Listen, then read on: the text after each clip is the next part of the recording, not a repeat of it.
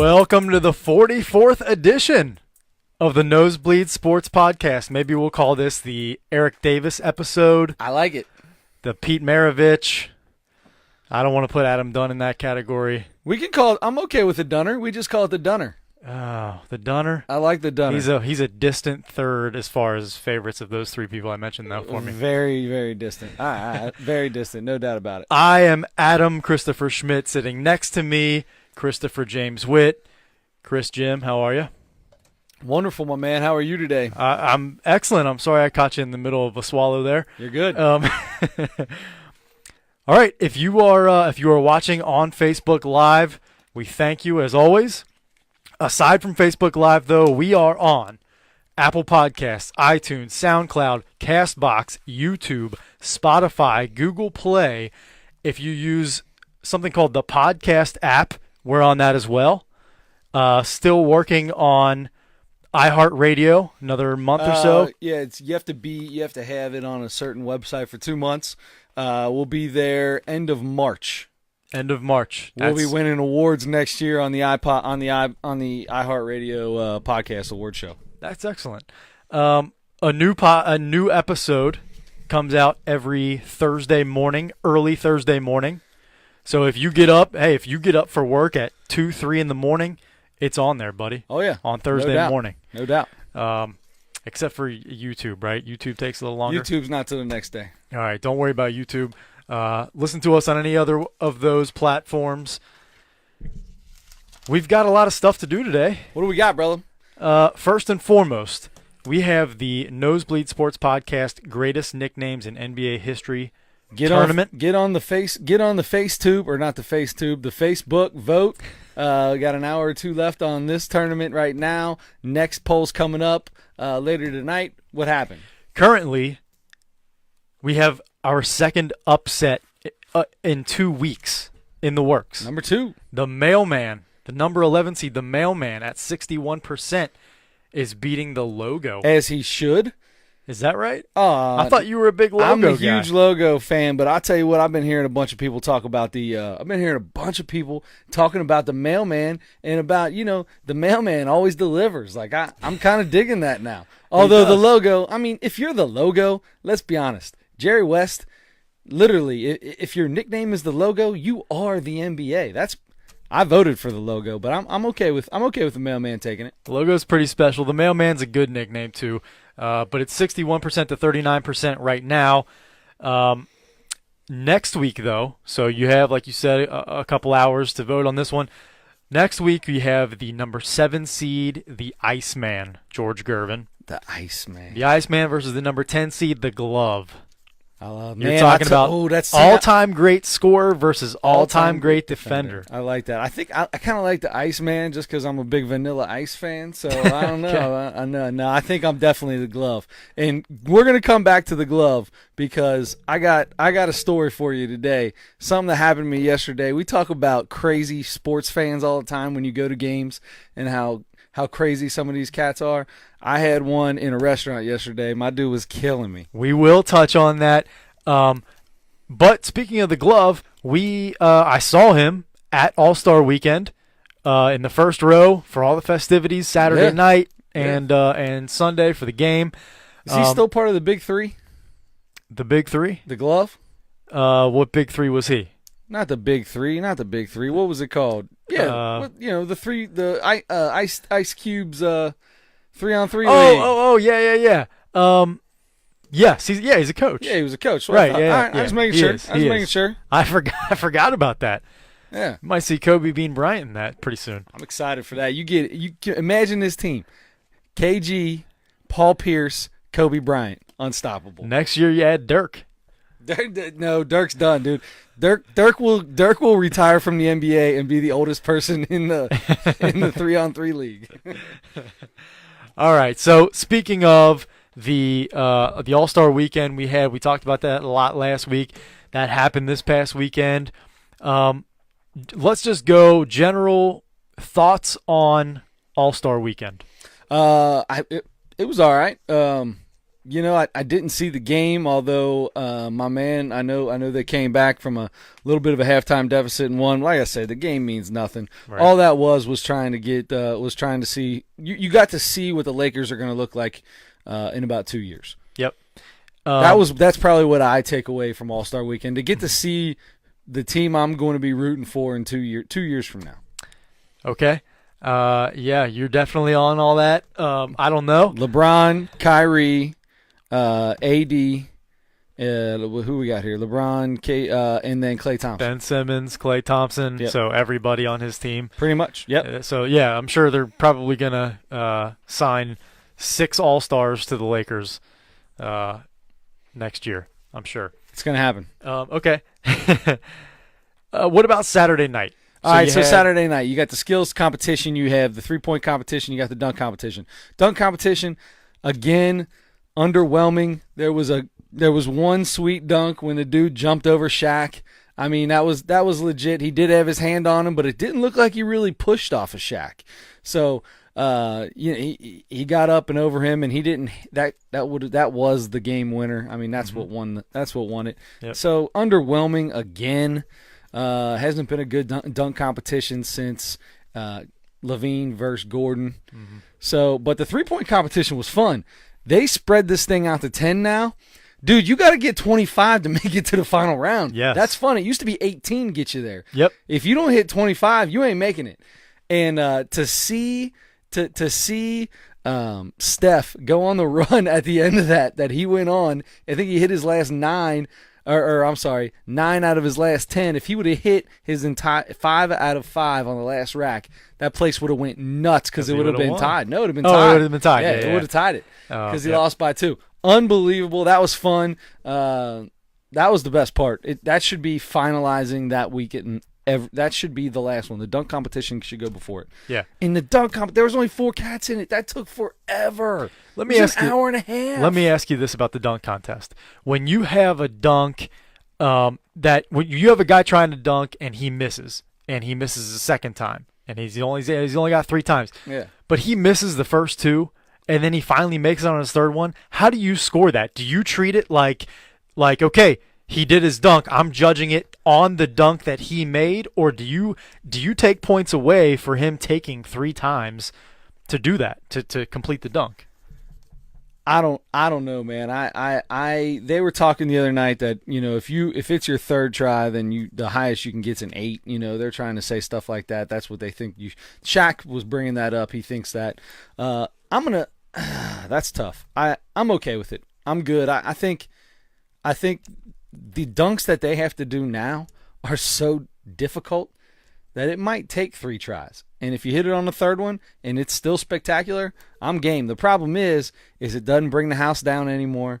You do it on the third try, the place is already down. Like, you missed 2 and everybody's sitting down now. The place doesn't go crazy. You might go crazy, but everybody else doesn't. So you're not going to get the score, I think, automatically. But I'm okay with it. If somebody does something incredible, like a backflip and then dunks, and it takes them 3 tries, and they still do a backflip and dunk, I'm giving them a 10. Yeah, way too many 10s, by the way. Yeah, Also, I agree with that. Way too many 10s. I agree with that. Way too many 10s. Yeah, and I think if a guy takes more than one chance to complete his dunk, I don't think you can get a 10. I don't. If it's like the most spectacular dunk ever made in the competition, then okay, maybe a 10. But other than that, I don't think you can get one for me. So I'm with Shaq. I don't know that it has to be a high of 8, but I don't think you can get a 10 because, like you said, it really. I'm okay with that. It kind of ruins the competition. They gave out some 10s to some cats that had some pretty mediocre dunks. Yeah. So what if you jump over a teammate and dunk the ball one-handed? Who was it that got a 50 after he jumps over Shaq? Next guy got a 50 for jumping over like one of the guys in Migos. That dude's like not even 6 foot. How do you get a 10 for that? Yeah. I don't know. The dunk contest is kind of, and all the judges judge differently. Everybody has a different opinion on how to judge it, and I don't know. It's just kind of, it can be fun. That dunk, I'm with you. Amadou Diallo won it in his dunk jumping over Shaq. and putting his elbow in the rim, that was pretty cool. And there were a couple other dunks that were all right, but overall the dunk contest was a little bit disappointing, as it usually is. Yeah. And I'm with you. And that, the skills challenge was all right. Jason Tatum won that, and he had to come back twice because he was behind. He beat Jokic when Jokic missed his first shot at the end. Yeah. And Tatum came down and knocked his first one down. And then that was pretty cool the way he won it. Threw up a half-court shot to win it. I like that. That was They pretty kept impressive. talking about throwing half-court shots up if you're behind. Throw it up. Just throw it up. Throw it up. And finally, one went in. You're going to start seeing a lot of that. Anytime somebody's behind, they're just going to start throwing them up. Yep. But, I mean, the only difference is you miss, you got to go get your rebound. Or no, you don't. No, you don't. They got a bucket of balls up at the top. I'm thinking of they're not playing knockout. No, it's definitely not knockout. It's like soft toss. You just got a bucket of balls sitting next to you. That's true. You do have it up there.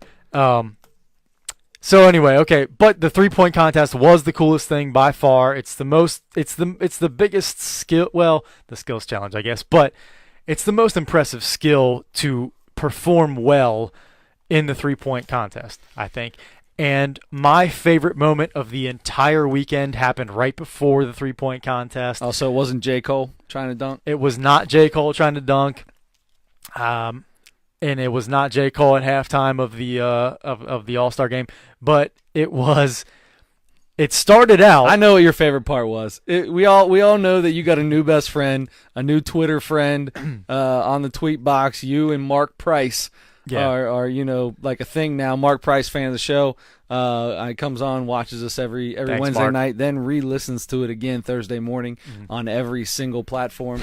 So we appreciate that, Mark. But yeah, Mark replied to a tweet Adam threw out the other day. He liked it. At Adam Schmidt 44, and next thing you know, my man is out on the court helping Del Curry shoot some threes. Just a few days later. So that was it started kind of dumb. I was like, what are they doing here? They were setting up this thing where they talked to Del, Steph, and Seth all together and just talked about like 3-point shooting and how cool it is. It's, oh man, everybody in the family does it and whatever.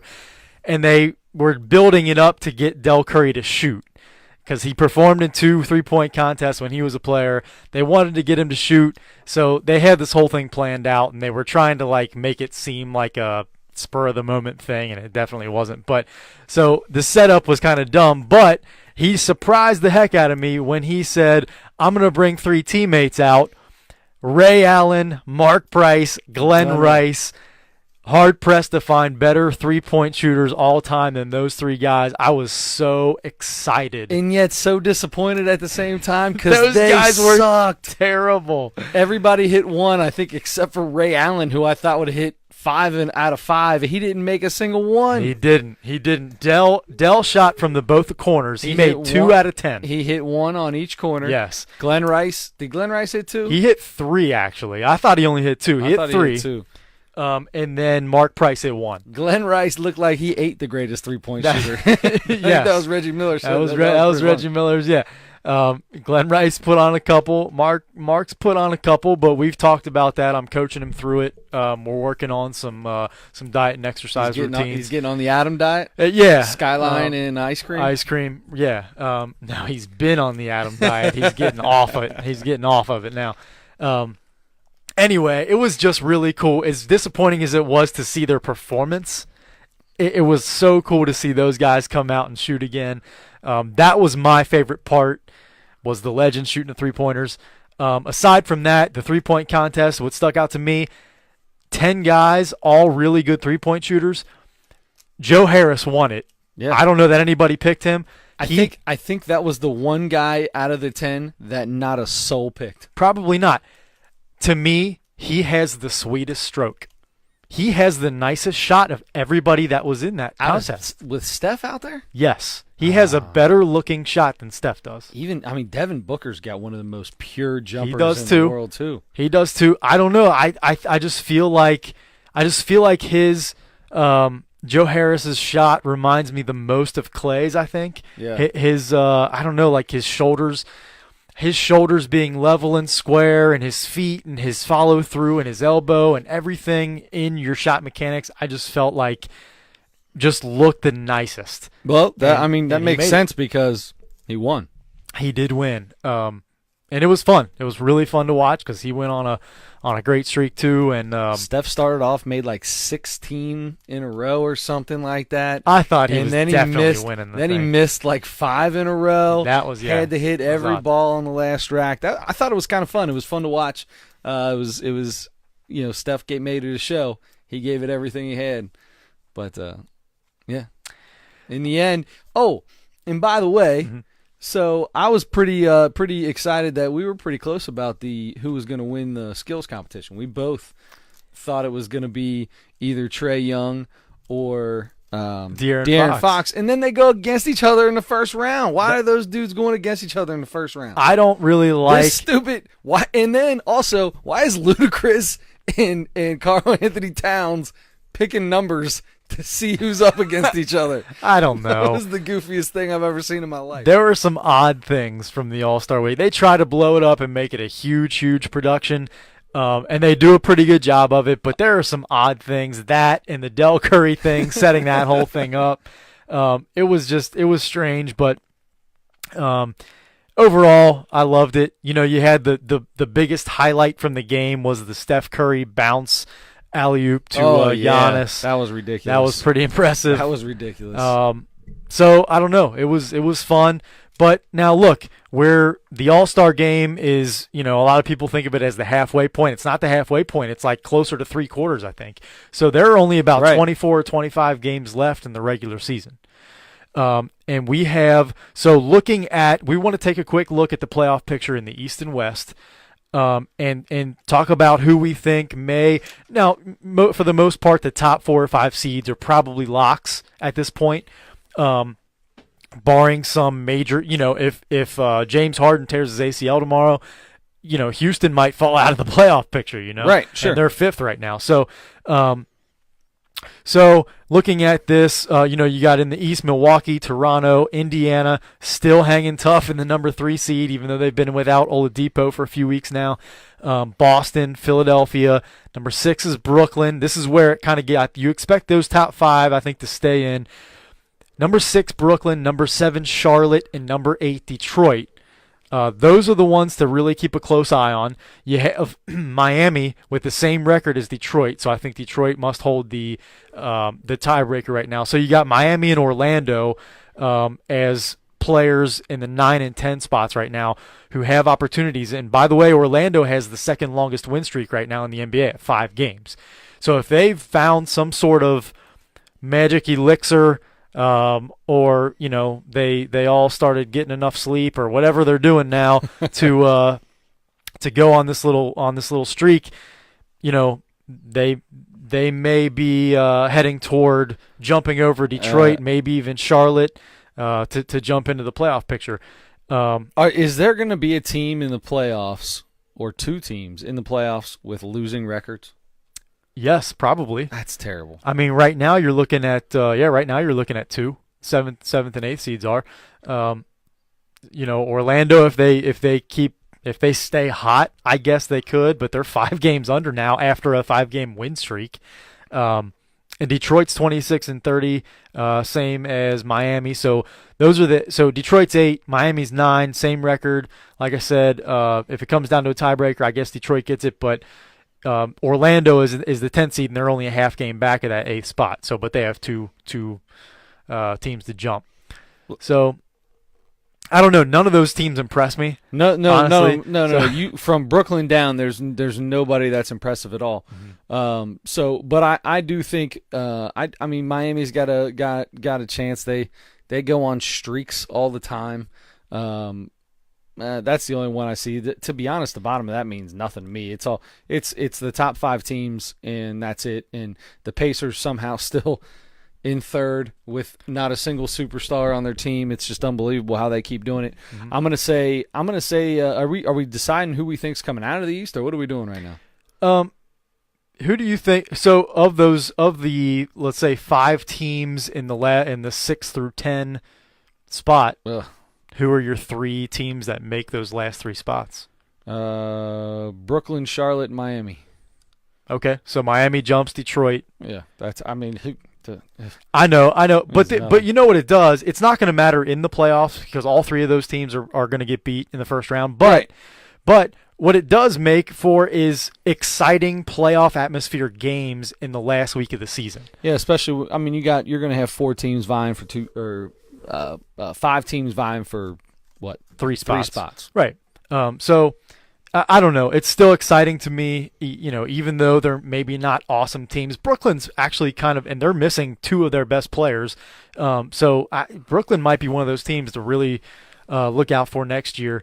The East is starting to come around. I mean, the East is there's no doubt the top half of the East is legit. I mean, between Milwaukee, Toronto, Boston, Philly, and I know Indy's up there, but I just can't put without Victor Oladipo.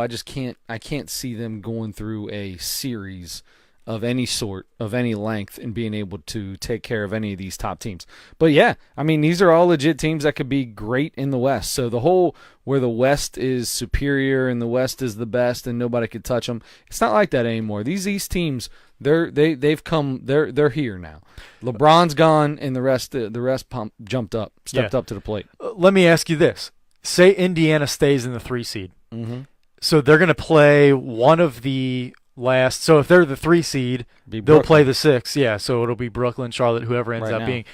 Does Indiana win a playoff series against one of those teams? Oh yeah. There's no doubt in that. I just don't see. I don't see even without Oladipo. I don't see him winning a playoff series against one of the other top 5 teams. Okay, that was my question. They can't match up with Milwaukee, Toronto, Boston, or Philly. And no offense to Pacers fans, if Oladipo's there, that's a whole different story. But in a game, yeah, I think they could beat any of those teams. Sure, they play so well together as a team. I can think great they could do defensively. It. But in a series, when you get to play a team 3 straight times, you're going to wear them down. You're going to get tendencies. You're going to see who's hot. I think that's talent's gonna overwhelm. Okay. All right, so that's we've got that for the East. And the West, this can get exciting too, especially the middle. The middle in the West, it was like this last year too. That could change a lot. Right now, you've got Golden State. If you go all the way down to New Orleans at 13. I mean, they're only 6 games out of a playoff spot. You got a lot of teams to jump, but that's not that many. Yeah, yeah. They're very unlikely, and probably so is Dallas, and probably so is Minnesota. Yeah, they're definitely unlikely. It's gonna be Sacramento and LA, and so let's be honest. The real question in this is, with LeBron back, will the Lakers get back in the playoffs? And your answer is? Well, my answer is yes. Okay. So, but okay. So, say for 1 second that you're objective about the Lakers. Okay. So, in being honest, being objective about the Lakers, I'm still going to tell you yes, because it took a while for this team to gel. Before LeBron got hurt, I think they were on a 5-game winning streak, or had won 5 out of the last 6, something like that. Yeah. They were playing really well together. And he leaves for, what was it, almost 4 weeks. It was basically a month. Yeah. And that team got away from what they were doing with him, and then throw him back into it. It's relearning that again. It's going to take a while for him to gel back up. But when they do, you're going to see him bump back up. I think there's no doubt in my mind. They're 3 games back right now. I see it. It's not going to be a problem. I would like to say I don't see that just to mess with you, but I do. I agree with you. Just because the Clippers traded Tobias Harris, and he was there. They have actually a really nice roster. I would like to actually see them make the playoffs, but they started really strong, and they haven't been that good the last month or two. And then they traded the guy who was playing best for them. So it'll be interesting to see how they, whether they can kind of find a new identity after Tobias Harris leaves. And, I think they're still a pretty good team, actually, but I can see them kind of slipping out of that last, because they're in the 8th spot right now. They're in that very last spot. And you have Sacramento, who's interesting because they're, this is their first winning season so far in a long time. They're still young. There's a lot of new faces still together for the last year or two. They still probably have some things to figure out, but they're 30-27 right now, and they're a game out of a playoff spot. So it's not, it could be one of those young teams that is a year ahead, like that happens sometimes. Mm-hmm. And maybe they play really well these last few weeks and these last months. Listen how they start off. Okay, coming out of this, coming out of the All-Star weekend. Golden State, Oklahoma City, Minnesota, Milwaukee. That's pretty rough. Yeah, that's Sacramento's. That's Sacramento coming out. So I can see Sacramento dropping below the Lakers by the time they're done with that 4-game series, because the Lakers are coming out. They got Houston, New Orleans, Memphis, and then New Orleans again. And all of those games, honestly, are winnable for them. I mean, except for Houston, maybe. Houston's probably definitely a better team. But the Pelicans, I mean, they're not that great. No. Nope. I mean, don't get me wrong. Anthony Davis is probably I think Anthony Davis is the best all-around player in the NBA right now. But that's still, you need more than just AD. Yeah. Put Boogie back in there again. That'd been fun. It's really hard to say because I can see. So what about this? So San Antonio is the 7th seed. Do you see them staying in the playoffs? I mean, they're. I never take San Antonio out of anything. It's a Pop's team. Mm-hmm. Any Popovich coach team. I don't care who's on the team. They'll find a way to win. I'm biased to Greg Popovich and the Spurs the way you are with LeBron and the Lakers. And they gotta listen to this. I mean, besides the Raptors, who they start with, New York, Brooklyn, Detroit. That's to end the month of February. That's a pretty cakewalk schedule. I like that. Yeah, I like that for them. And that's big. Getting out of the gate on fire. That helps. Only looking at the first 3-4 games, but that's big going into the rest of the season. Coming out of this break, winning a few games, getting your team in the right path. That's where the bottom of these leagues that's where the bottom of these divisions are gonna come up. Yeah, I feel like because we said it's 24, 25 games left for most teams. It's time. You kind of hit the reset button. Everybody sits around for a few days and gets healthy, and then. Teams are really starting to think about what they need to do to make a playoff push. What kind of changes might need to be done, with lineups or, guys' minutes or something like that. By the way, they said today that the Warriors are going to start playing Boogie some more minutes. He was on a minutes restriction before the All-Star break. Take a phenomenal team and it's just ridiculous. It's ridiculous. It's so much fun to watch, though. It was fun to see Brooklyn. It was fun to see Golden State kind of falling off a little bit, getting tired of winning almost is what it seemed like. And when Boogie came back, it breathed fresh air back into that team, and they are unstoppable. That team is unstoppable. There's no way.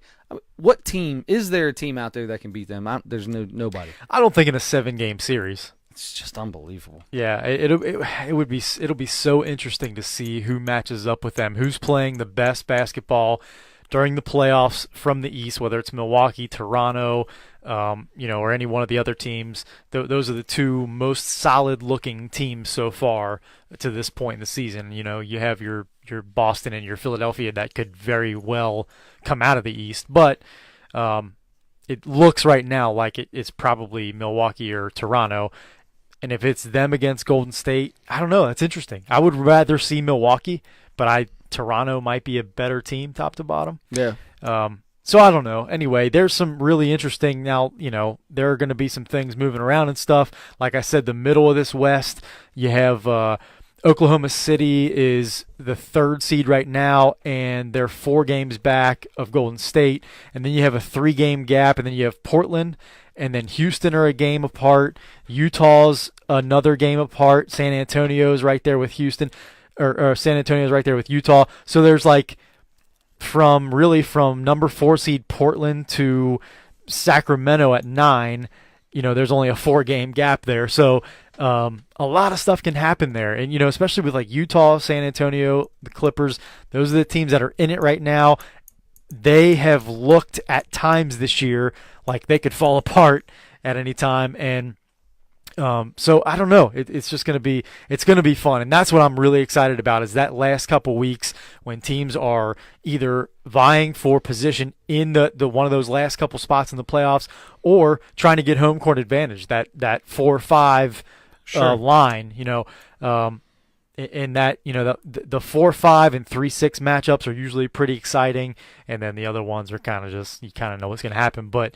I don't know. I'm just getting excited about the playoffs. It's right around the corner, man. That was really boring for everybody to listen to, but it was. It's right around the corner. It's just exciting for me. It's right around the corner. So anyway, okay, so we do our big three. Our NBA theme every week is the big three. We covered number 1, All-Star Weekend. Number 2, we covered the standings right now, the playoff picture right now. The third thing is I've got to hear our number 3 for the big three. I've got to hear the story that you have about a fan, a ridiculous, unreasonable fan. Yes. That you met up with and had a spirited debate with. So I'm sitting in a restaurant in Columbus, having a chat, basically about nothing. And behind me, I keep hearing this guy talking about Allen Iverson. And he just talking about how terrible he is, and he had a tell. He's got to tell. I got to tell. He's got to tell. You can stop it every time. And I finally turned around because when you're at a game and that guy's running his mouth and he's cracking you up, and you're like, dude, everything you're saying makes no sense. So I finally turn around and look at this guy, and I'm like, what are you talking about? Now, he was with our little group of people, so it wasn't like I was talking to a stranger. Okay, that's good. I'm like, what? Now, it was the first time I ever met the guy still. But what are you talking about? Well, AI. I could stop AI right now. I could stop him. I'm 30. I could stop him. He had a tell. I said, he had a tell. I said, he only had one move, too. One move. What are you going to do? One move. I said, obviously, nobody can stop it. What do you need another one for? No defense. Then all of a sudden, it comes down to no defense. It's not the fact that he's the only one in the world that has ever that can cross over. Not the only one in the world, but he's, got the best crossover of maybe of all time, or one of the best, and gets props for it all the time. And nobody could guard him because he would throw up 30. Well, they can guard, other people were being guarded in those years. Now I got this guy telling me that it's the defense. So it wasn't AI that was really good. It was the defenses that were really bad. So how come everybody in the league wasn't averaging 30 points a game?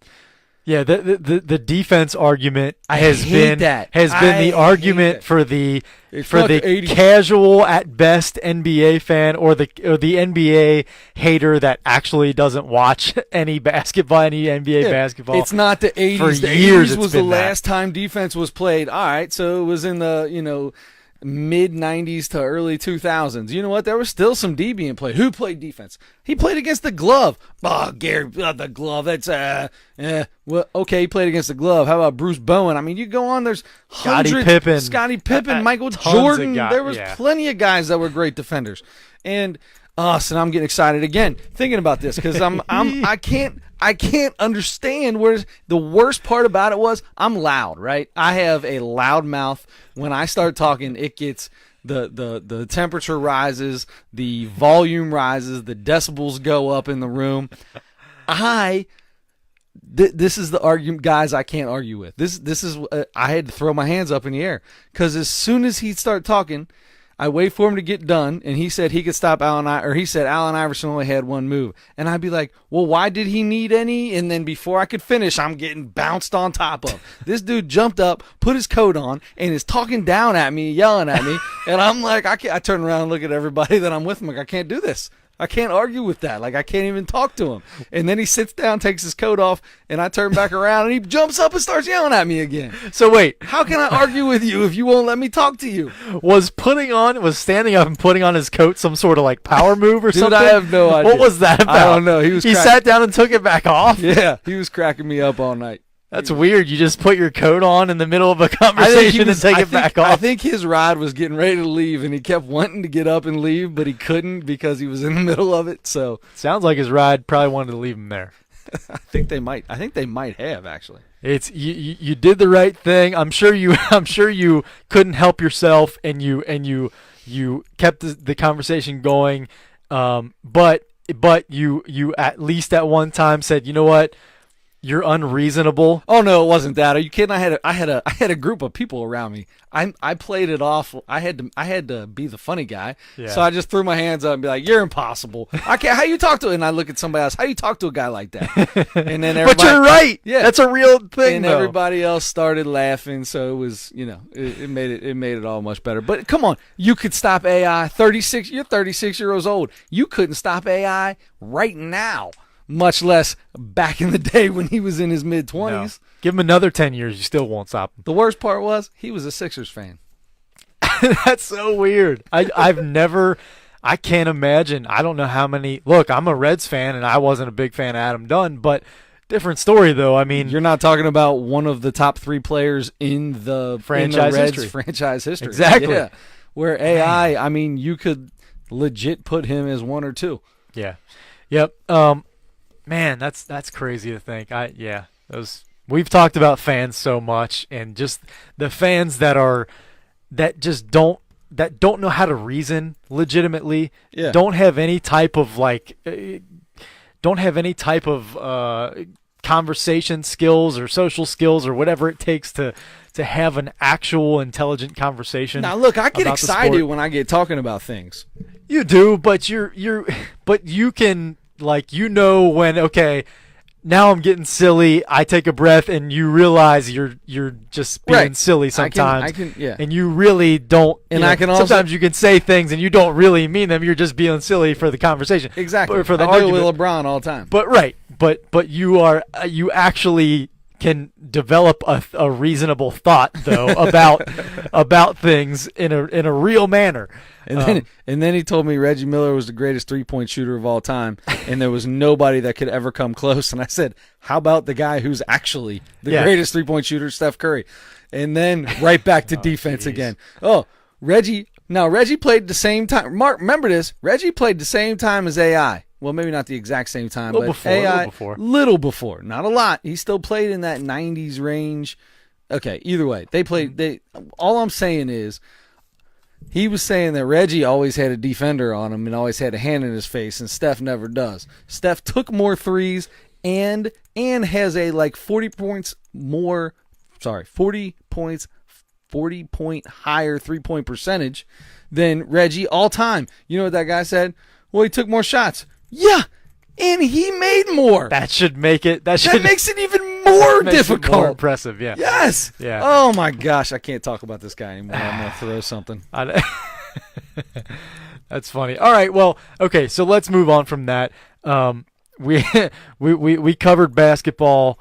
It's the rest of the season is going to be exciting. We'll have plenty more about the NBA, and we'll start talking pretty soon about college basketball because March Madness is right around the corner. I mean, we got 3. I mean, Xavier played a game today. They've got 3 games left in the season. 2 of those are against St. John's. Xavier's win against Seton Hall tonight might have at Seton Hall. Might have. I don't know how much it did for Xavier, but it might have helped knock Seton Hall out of contention to make the. And I don't mean to put Xavier down. I love Xavier, but it's just it's that year, man. I'm a Xavier fan. I understand. It is. It looks like the Big East might only get 3 teams in right now. I mean, they're talking 4, but to be honest, 3, 4, 5, and 6 are all right there together, and none of them are really impressing anybody. They're going to play each other the rest of the year, and if they keep beating each other, nobody's going to emerge as a team that can win enough to, unless somebody goes on a run, one of those middle tier teams goes on a big run in the Big East tournament. But I don't know. But yeah, I mean that Seton Hall that's a tough loss for Seton Hall. So St. John's is 7-6. Seton Hall is now 7-7. Georgetown 6-7. Butler 6-7. Xavier 6-8. That 8-loss spot is going to be the killer because you got your last 3 games are against St. John's, Villanova, and St. John's. And St. John's is a good team. They've already beat Villanova. They are good. You know why they're good? Because they're coached by one of your favorite players of all time. Thank you. The greatest Seattle. The greatest Indiana Pacer. And Golden State Warrior. Greatest. Whoever he played greatest for. Golden I State can just see Warrior. him in yellow, and I can't think of who the hell he's playing for. That's why I said Seattle at first. Greatest shooter in Golden State Warrior history. I don't want to hear about it. I could name 4 on this team. I can name 2 on this team, but yeah. I don't know. I think I might put KD above him. Oh, man, I don't know. Okay. Anyway, back to it. Okay, so what we're saying is that we're not going to do too much with the NCAA college basketball until we get into conference tournaments. yes, and that's when March Madness starts to me. Conference 100%. tournaments. That conference tournament weekend is just as fun as the actual NCAA tournament. Thank you. Okay, so we will move on from basketball for folks who don't like it. If you're listening to this podcast and you don't like basketball, I don't know how much you're going to like this podcast, but but there's plenty of other stuff going on. There were, the only thing really big football related is the Colin Kaepernick and Eric Reed settled their collusion case lawsuit with the NFL out of court. I mean, we're not allowed to know anything about it really, so not a whole lot to talk about there. We never talk about like boxing or MMA, and I'm kind of a fan of both. But George St. Pierre, George St. Pierre. Oh yeah, GSP. He I know him very well, actually. Do you? Yeah, he called me and was kind of talking to me, throwing some things by me about possibly retiring 2 years ago, and I told him, hang in there for another couple of years, bro. You get yourself a couple more mil, and you'll be all right. Yeah. He went through that thing where he was the champ and he couldn't handle it. He was having some, I think, mental stuff, and he was off for a few years. And then he came back and won the title again and then fought like one other time. And since then, he's been kind of like, it's like a year in between fights. So now he's GSP. He's done. Adios. He's done.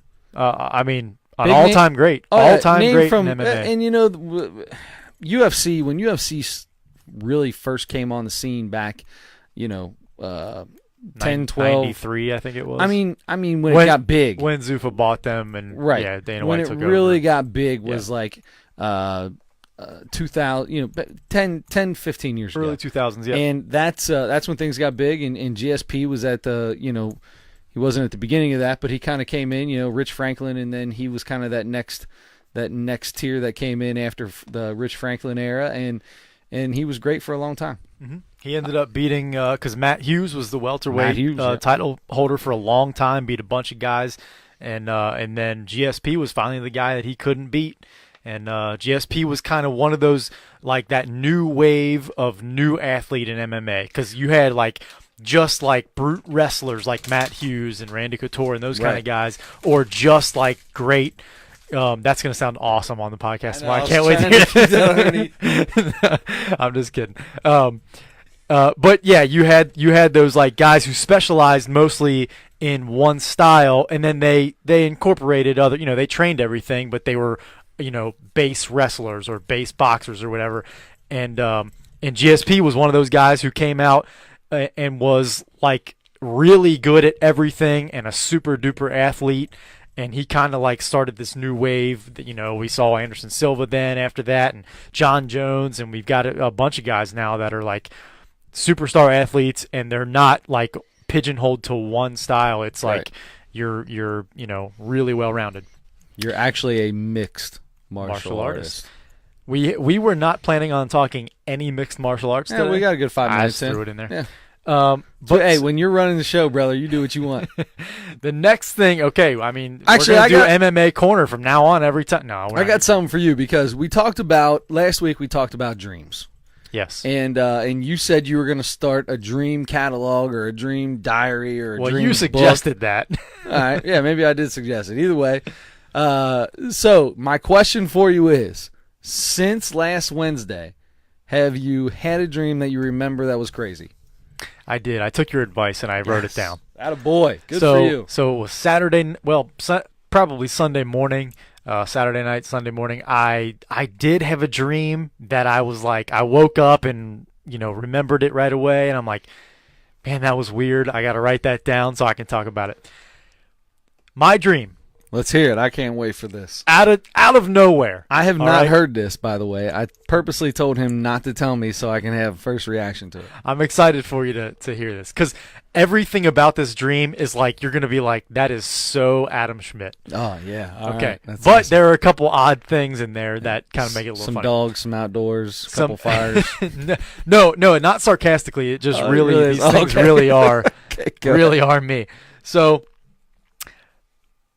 suddenly I'm in this bakery. Okay, that's not out of the ordinary. Donuts are like a top 3 favorite food for me. Suddenly I'm in this bakery. It's a bakery I'm not familiar with. Okay. But I'm there to get a donut or two. Who is also there? My boss, Why not? because she's gonna buy my donut. Perfect. She's buying me a donut at this bakery. You've been working hard. I don't know where the bakery was. Was it Buskin? It was not you can't see Buskin. Buskin or Buskin is St. my Lawrence? favorite bakery. Is not St. Lawrence. That's it was my favorite bakery. Okay, St. Lawrence Bakery. Excellent choice. A bakery I've never seen before. Okay. All right. But man, I'm looking in that glass case. You better believe some of the most delicious looking donuts I've seen. Quick pause. Yeah. Pause. Favorite donut. Oh gosh, that's so hard. It's simple. Chocolate covered glazed. Uh, Give me a yeah. glazed donut with chocolate on top. Done. That's up there. Done. That's Krispy up Kreme there. makes a delicious one, but we used to have a little donut shop in Delhi. I'm pointing the opposite way of where it actually would have been. It would have been over there. We had a little donut shop there, and I used to have the girl that worked behind the counter when I was in high school. I'd tell her, I'd be like, hey, grab a couple of them glazed, go in the back, throw some chocolate on them, and I get my Is that I get so? get some good chocolate covered glaze. Hey man, look at Yeah. you. See, it helps to be this outgoing, friendly guy. You get some perks for that. That's right. Chocolate covered glaze from a real bakery. So instead speaking of Krispy that, Kreme. Anyway, go ahead. when you are the opposite of that, and you are quiet and meek and a pushover, you get skipped in line. That's what you do. Oh, and that's what happened to me. In the dream? You get skipped in line, and it's my fault, and I knew it was happening while it was happening, but because I was so indecisive about Mm-hmm. what donut. Also, a staple, an Adam Schmidt staple. Yeah. Indecisive. Won't step up and make some noise. Hey, I'm in line next. Yeah, yeah. It's my turn. Yeah. Nope. You know how many times that's happened to me? Many cases over the years. I'm maybe in line and somebody's like just kind of goes ahead and steps in for either they know it or they don't know it, and I'm like, I'll live. That's okay. Yeah, good for That's- you. what's- Pick and choose your battles. You know? Sure. If you're not in a hurry or something's not going on for you, then yeah, it is what You it know, is. even if I am in a hurry, I'm probably not going to say anything When that because stuff happens to me, I don't say anything either. I kind of giggle, but I do giggle and I look at the person behind the counter and just kind of laugh and point at them from behind their back, like, look at this crazy fool. yeah. What do you think you're doing, dog? So that's what happened. Is it was like a 5 or 10 minute stretch where I'm just looking in this glass case. I'm trying to decide because they look so good. Oh my gosh, they look so good. And trying to decide, like when I go to Buskin in real life, I'm like, I go in there. I'm like, okay, one donut, Adam. That's all you need. It's gonna fill you up fine. And you're not gonna feel sick and feel terrible afterward when you would normally eat 3 or 4. Okay. So I'm like, one donut is enough, okay? One donut's all you need. Walk in there, I look with my eyeballs, and I say, 3 donuts, please. And because there's no way they can There's look no that chance. good, No. and I can only get one of those No. things. So I'm indecisive. I'm too meek to speak up when other people step in line in front of me. Yep. And go ahead. And I was there with my boss who was buying me a donut. Did your boss say anything to you about, hey, how about get your act together or anything? The only thing I remember about that, I don't think she said anything, but I feel like she had already got the donuts that she wanted and was waiting for me. So then that's another thing is I can't stand when people have to wait for me for Yes. anything. Yes. So it's like it's making me nervous and it's giving me all kinds of anxiety because I can't make a decision, number 1, on what donut, and number 2, because I'm making someone wait for me. And number 3, because I have all these other people. And that's the other thing, too, is as other people, like 2 or 3 people stepped in front of me Yeah. to order donuts because I just wasn't ready to make a decision. As they're doing that, they're all ordering like dozens of donuts. So all of these donuts that I'm thinking slowly man, disappearing. it's either this one or this one. Those people are buying up the rest of those donuts. So the selection is dwindling really quickly in front of my eyes, and it was I guess it was a nightmare. That would be a night. I would consider that a nightmare. You know what I did when I woke up? What? I went to Buskin and got donuts. Did you? Attaboy. Good for you. Sure did. Good for you. Good for you. Now When I look in a donut case, though, I don't usually go, oh, look at all these crazy donuts. I go, I'll take a glaze and 2 chocolates. That's what I do every You're a time. simple guy. I don't care where I'm at. I get a glaze and 2 chocolates. Let's get out. But there are several different types of glazed. There are several different types of Depends on where I'm chocolate. at. I want your regular old everyday glazed. Okay. Unless it's some nasty bakery that's got that doesn't have Doesn't look good glaze, then I'm done. I don't need that. Sure. I like a good cinnamon twist every now and then. A cinnamon twist. Okay. Yeah. A glazed twist. A tiger The- tail. that's Oh. St. Lawrence Bakery, killer, best there is. Good tiger tail? Oh yeah. Good tiger tail at St. Oh, yeah. Lawrence Bakery? Yep. Ooh. Big time. I Big gotta time. hit up- I haven't had St. Lawrence Bakery in years. I gotta hit that Oh, up. dude, I go by there all the time and get. I'm donuts. never that way in the morning when it's open. Yeah, I guess I because don't know. I drive through there to get to work, so Okay. I just take a slight detour to get to it. Yeah, man. St. Lawrence Bakery, big fan of the podcast. Thanks for listening. Yes. If you could start a delivery service, maybe. I'd order Dude, from you if you Postmate deliver. it. You get the Postmates or Uber Eats. Just Put put they up. on? Don't you have to be like registered on Uber Eats or something? Yeah, or something man, like you just that? tell them where to go and about how much it's going to cost, and then they go do it, and then they charge you when they go buy it. Huh? Yeah. I've never used one of those services. Have you used it? Dude, you kidding me?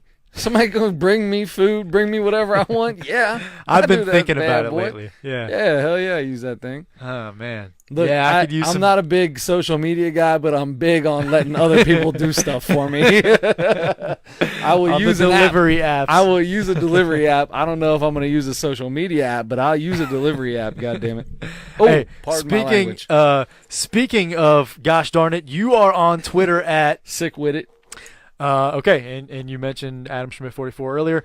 Now there's really one more big thing that we wanted to talk about today, and that is Manny. How are we on time, by the way? 52. Oh, nice. We can do 10 minutes, 10, 15 minutes on this thing and wrap it up. Manny Machado signed I think it was technically like the second biggest deal ever behind Stanton's from a couple 10 years ago, years, $300 million. 10 years, $300 million. We've been waiting. Have for you the shoe to noticed? drop. I've been telling you that everybody's been waiting for these guys to sign since he signed. One guy. No, Has it no. been one guy? No, I was going to say it's been like I've seen 7 or 8 today. Really? Yeah, there's been a ton of guys going out. I saw today. Josh Harrison sign a 1-year deal 1 year with the Tigers. That's the only one Why I is think he I saw. signing a 1-year deal? Because he's buying his time, because he's waiting for the Reds to get rid of all these guys they just brought in on so he 1-year can come back to deals. Cincinnati. So he can come back to Cincinnati. So Machado signs a 10-year. Josh Harrison signs a 1-year. So I guess our average contracts are being signed for 5 years now. Of the 2 that have been signed, I didn't get to see everybody who signed today, but the big one obviously is Machado. Manny Machado. All right. So are the Padres for real? Why the Padres? Is he think that the Padres can possibly be for real, or is my man just going for cash and that's it? Bottom line, which obviously isn't it, because apparently he turned down more money from some other places. I heard Chicago, one general maybe. manager that was I know extremely upset. Is he the one who The was, White Sox? He were actually came big out. He on was Machado. very upset Yep. about the fact that they didn't sign him, and said that they offered him a more competitive contract than what he got. So is it for real, or does he just want to stay in Cali? I'll tell you what. I mean, dude, just being in San Diego. San Diego is the nicest weather city in the entire universe. It's like 68 and sunny every day, Every or single day. 72 and sunny every day. Every day. It is. And so that has to be part of it. I'm sure the money has to be part of it. I can't imagine the White Sox offered a lot more than that, though. So maybe it is. It probably is being in California. He probably wants to be in a place like that. He played in L.A. last year. He got a taste of that kind of weather and everything. So it's big money in a nice place. You're going to play, half your summer in the nicest city in the country. So is that it? Nobody's signing. No, these big guys don't care about winning. Well, we already know Machado doesn't because he's a punk. But no, that's not true. He's the best all around player that still had to sign a contract or that was a free agent this summer. And I don't know. I mean, he chose San Diego. Now, San Diego has one of the best farms. They're not great right now. They have one of the best farm systems, though, right now. There are a lot of people talking baseball. that San Diego really believes in 3 years that they are going to be legit. And that just sped it up for them a little bit, I think. They've got I think their top prospect is Fernando Tatis Jr., who's a shortstop. So it's going to depend. Machado, if he decides he wants to play shortstop in San Diego, they're going to have to switch Tatis to third base probably. I mean, Machado played a ton of third over the last 2 years. I don't think he's got a problem with that. And it saves a little bit on the body playing at third. He's a Gold Glove third baseman. I mean, he's an outstanding defender and has hit the heck out of the ball. He's hit like 28 home runs over the last 3 years or something like that. And he's a very nice player. Not very likable, but a very, very good player. Yes. He's probably not going to make them I don't think he alone makes them a playoff contender this year. Oh, no. That team is not good. So it will take at least 2-3 years, something like that, for them to. It's going to be interesting to see. I just don't understand it. I feel like if I'm signing a big contract, I'm looking at farm system, yes, but I'm looking at a team that's ready to win. He's 26 or is he 28? He's 28. I think he's 28. 28. I mean, he's got four really, really, really good years left. Sure. And I don't want the end of that to be when my team gets good. I want to get there, and I want my best seasons. I want to be an MVP candidate when I'm in the playoffs because that's my best chance at winning an MVP. I don't want to have my best years of being an MVP candidate being on one of the worst teams in the league. You got no chance at winning it unless you put up an Alex Rodriguez year and you're juiced up on steroids like he was in Texas. Yeah. He's going to be there 10 years, so they got a long way to go. Yeah, but I'm talking about in your prime, your time that you feel you have the best opportunity at these things. Yep. But I mean, we've seen some of these baseball players go into their mid-30s and kind of stay into their prime. He could have another 6. He could have another 6 years where he's like in his prime and he's one of the better players in the league. 28 to 32. That's it, man. I mean, I'm not saying that's it. There are guys that are great after that. I'm just saying if you want to take what you are almost guaranteed to be great at, the years you're going to be great, those are for a guy like him. You've got 4 excellent years. Do you have more than that? Maybe, but maybe not. Maybe your body starts deteriorating. In baseball, it's more likely though that you can still be a big-time player into your 30s. I hate doing that. Like you put somebody on the spot. Name me one guy who's done that. I hate when people do that in an argument. Like I wasn't prepared for this argument. I don't know off the top of my head. Don't ask me that question. Tomorrow I could give you like 50 people that were great from 34 to 40. But no, I mean you take like a Barry Bonds out or the 1%. And that's what Machado is. At this point in time, but I just don't know if it's. I don't know. I just think you got 4 guaranteed, really, really, really good years. Find a team that you're going to be good on. That's going to be good with you. Well, they might. If everything plays out the way they expect the farm system, all their prospects to come up and be as good as they think they're going to be, it's going to be those guys and Machado. I mean, he's gonna be the centerpiece and. He'll hopefully get his head on straight and help out those younger guys and help them figure out how to be good Major League Baseball players. And we'll see. Padres might be great in a couple years, and it might take him longer than that. And he has an opt out. after 5 years. So wow, after 5. after 5 years, Man, yeah, that's a different. is different. That's a little different. I haven't heard that. Yep. But after 5, so if he's unhappy, So how much longer till Bryce Harper signs? it's got to be this weekend, maybe would early think- next week or something And like then that. Keuchel's got to be the next one, right? Yeah, I mean, I would think Are the Reds still he in and it for Kimbrel are Keuchel? the two next best Okay, guys. I don't care about it. We don't need another guy out of the bullpen. I'm talking about starting pitchers. Do the Reds have a chance? Or do you think the Reds are still in the Craig Kimbrel Dallas Keuchel. Dallas? I just said I can't stand him. I just said we don't need another guy in there, Chris. I Dallas didn't mean Keuchel sweepstakes. Yeah, and I didn't mean Kimbrel for the Reds. I just meant he's I know you the didn't. next I know, best but for anybody. I don't. The more I hear, the less I think that they are. Because they did bring in 3 new starting pitchers this year. So they're in a much better position than they were. And even after that, I was thinking they still might be. But the closer we get to, and you mentioned this to me last night when we were talking, it's, your pitchers and catchers reported last week. We're there. Spring training is underway. training's here. They have their first game, I think, this Saturday already. So it's like, your team has to start taking shape. Now you got a little time. Today's you got 4 the weeks or whatever. 20th, and like I said a few weeks ago, last year JD Martinez signed on the 26th of February. Over under on Bryce Harper the 26th of February. Yeah, that's Tuesday. So yeah, I think he signs by then or right around then. It's just so late. It's just so late. I don't It like is. it. I don't like it if I'm a team. He's working out though. He's working out I every got no day. problem He's with hitting, that. and that's all anybody's doing right now anyway. Yeah. That's all anybody's doing. But I think he'll be ready. He'll be ready to. He'll be ready to sign his. Now, is his contract going to be exactly the same? Is it going to be a little bit bigger? I'm hearing maybe a little bit bigger. His target, and Scott Boras is He's his young- agent too. Boras is his agent. He's younger, number one, than By how than much? Machado. I think he's only like 24 years old. He's still only. No way, is he? He Maybe got he's he 20. got drafted out of high school and came up in 2 years. He was 19 when he I came mean, up. he's 4 or 5 years That's into right. the league, so I would say he's 24, 25 years old. Yep.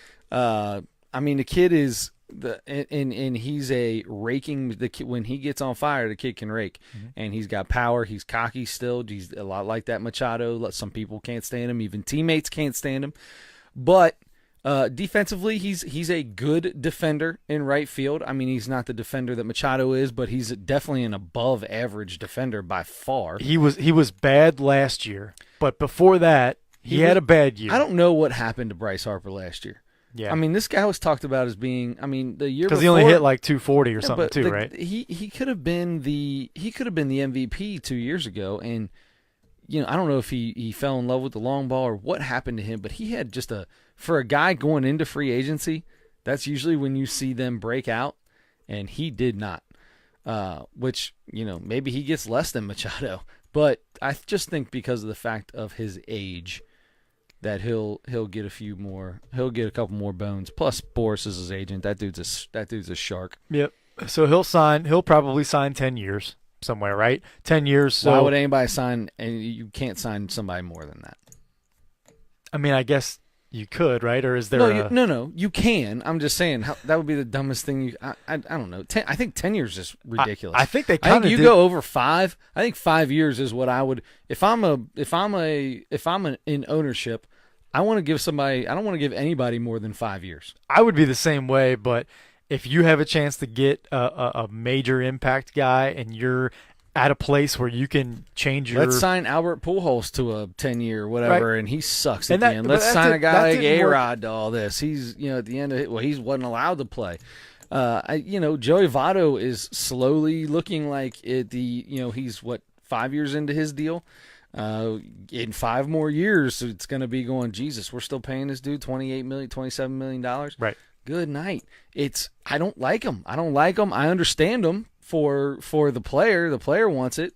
That's guaranteed. But I got to find a way to get out of that. It's always just going to be what the market is, obviously, and your best players. The precedent has been set. That's the big thing. That's why everybody's been waiting for either Machado or Bryce Harper to sign. And it's easier for me to figure out how much they're making per year.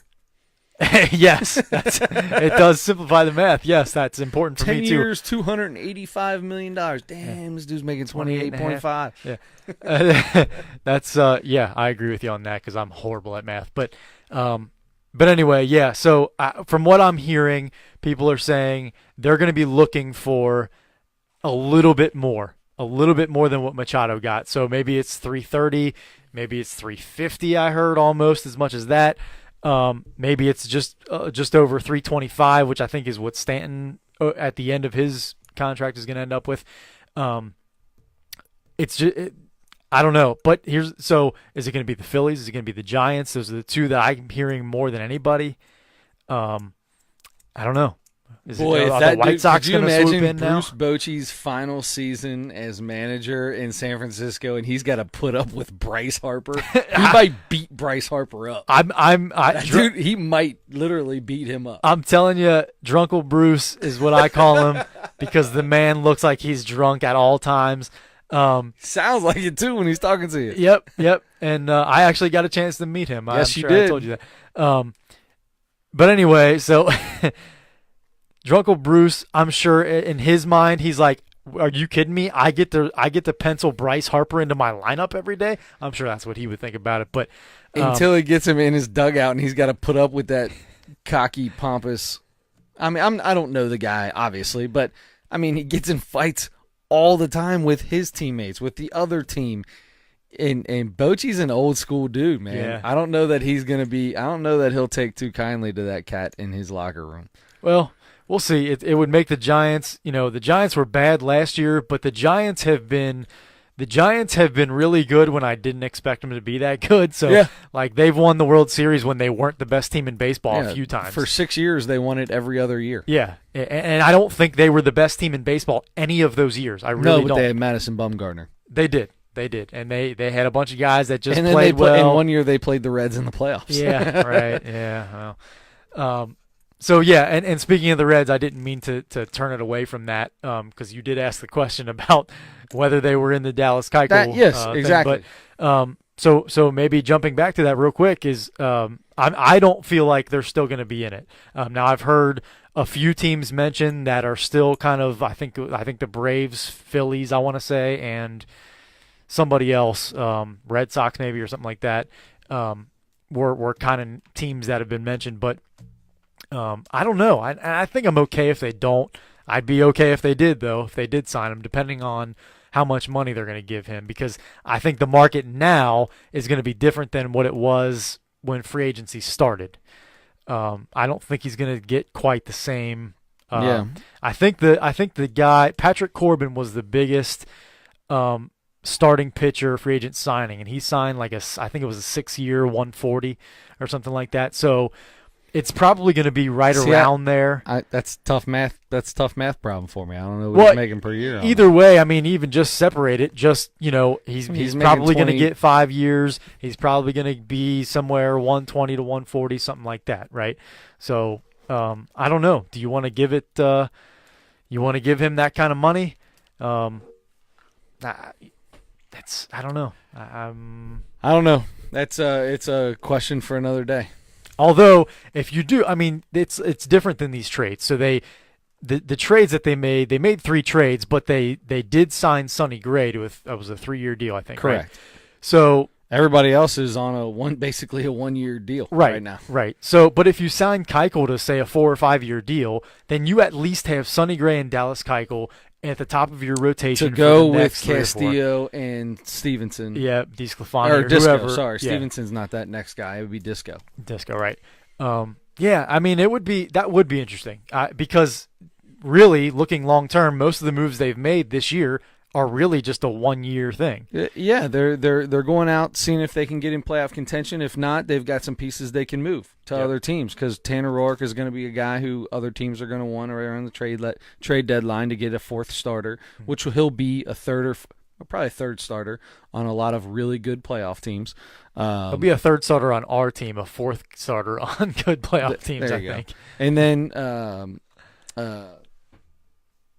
what's the other fellow's name? Oh, Alex Wood. Alex Wood, yes. Who was the 3rd starter on a playoff team last year. Right. Yep. I I don't know. So I don't know. Do you sign Dallas Keuchel? I'd love to sign him. They've got this money. They keep talking about all this money. They haven't. The only signing they've done has been Zach Duke and Sonny Gray off that trade. Mm-hmm. Let's do it, man. Let's throw some money around. Your team can hit. Yep. Let's make that offense feel a little more comfortable, and when they are hitting, get them pumped up because they're winning and hitting instead of having to score 10 runs to win a game. So yeah, I say get in it, try your best, go after him. We need it. Okay. I think we're wrapping it up then. Yeah, I think we're here. Thank you if you watched on Facebook Live. I know we did have some people. You were doing a better job of keeping track of it than I was. I see Jen Schmidt. I see Christo. I see Mark Zeiser. I see Joe Leonard as always on there. I saw Alex as always on there. Thank you guys. Thank you so much for checking us out. Thank you again. Check us out on CastBox, YouTube, Spotify, Google Play, SoundCloud, Apple Podcasts, the podcast app. That's right. And you can always go back and watch it again on Facebook after, because the video stays up there. You can watch it, right? Yeah, you go there for probably till forever. Till forever. Or until Mark Zuckerberg says, I think I've had enough of this. Or has he already had enough of it? Has he sold Facebook? I'm not sure, honestly. No, he hasn't. Everybody owns a everybody. Yeah. So I don't know.